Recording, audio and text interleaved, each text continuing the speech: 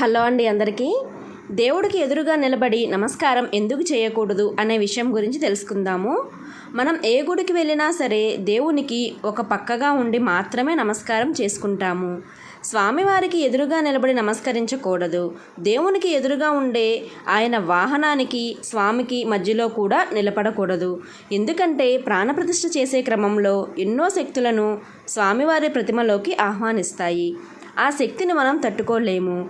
అందుకే దేవునికి ఎదురుగా నిలబడకూడదని నియమం దేవాలయంలో ఏర్పడింది. దేవుని విగ్రహానికి అద్వితీయమైన శక్తి ఉంటుంది. ప్రధానంగా మూల విరాట్ను ప్రతిష్ఠించే సమయంలో వేద మంత్రాలతో ప్రతిష్ఠిస్తారు.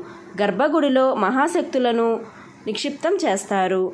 మందిరంలో యంత్రబలంతో పాటు మంత్రబలం కూడా ఉంటుంది. అందుకే దేవాలయంలో దేవుడికి పక్కగా ఉండి నమస్కారం చేసుకోవాలి. ఓం శ్రీ